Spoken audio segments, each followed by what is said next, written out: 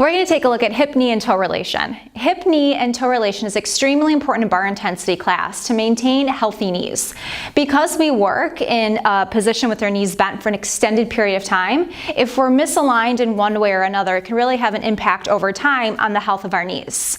Our general rule of thumb in a bar intensity class is you have your knees either in line with your toes or behind the toes, along with having your hips, your knees, and your second and third toes all facing in the same direction.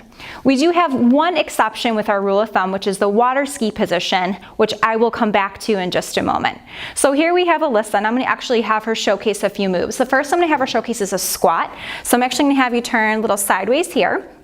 And we're going to go parallel squat. So go ahead and have your, perfect. Okay, so I'm going to call out a couple things here. First, it's going to be the relation of where her knees are in line with her toes. You can see the knees are back behind the toes. They're a little bit more over those ankles. So Alyssa, can you go ahead and kind of shift your weight forward? Yeah, shift the weight forward. Now she has too much weight on her kneecap. She's not grounding down through her heels, therefore not properly activating the glutes and the hamstrings. Over time, this is going to cause too much strain, wear, and tear on the knees. So go ahead and shift your weight back. Beautiful, and you're right there in alignment. Also in this position, you notice that her hip bones, her knees, and her second and third toes are all facing the same direction. Alyssa, if you can, just take your toes and rotate them out a little bit for me. So now we see this position where hips and knees are in line, but the toes aren't. Again, this is causing strain on the knees where strain shouldn't be taking place. So you have everything, go ahead and square back off. Everything's in perfect alignment. Thank you, go ahead and stand up.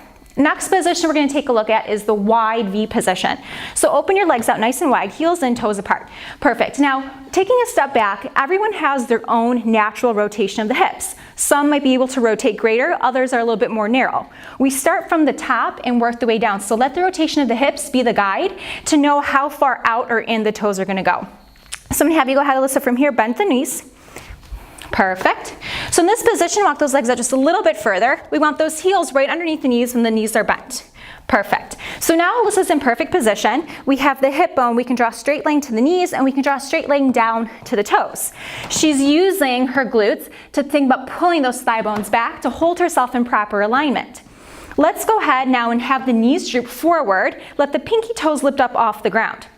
So this is a case where Alyssa might be trying too hard to turn those toes out, but she doesn't have the turnout starting from here in the hips. So to correct it, if you see someone in class doing this, rather than having them focusing on opening up their hips, which might not be available to them, ask them to take their toes and actually bring them forward. So bring those toes a little bit more forward for me, because their external rotation might not be as great. Now she's back in alignment where she has the hips, knees, and toes all centered.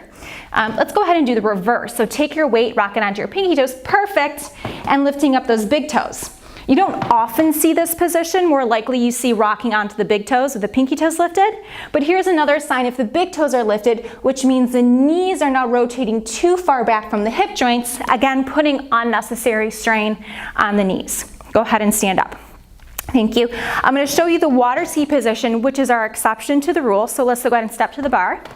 Go into your water ski position, heels together, toes apart, toes just a few inches away from the wall, hips lifted, fantastic. Now go ahead and bend your knees. Here she's bending her knees. The goal is to reach those knees towards the wall. The knees are significantly going forward to the toes. We use this as our exception to the rule because rather than the weight being rested on the knees, so rather than the weight of the body being over the knees, the weight of the body is transferred back. There's not as much pressure on the knees as if her body weight were forward or above it. Go ahead and stand nice and tall. We will say, however, that water ski for people with knee injuries or discomfort is usually not the ideal position to be in. So even when they're in perfect proper form, you might have to default to something else, for example, thigh work in V. Thank you.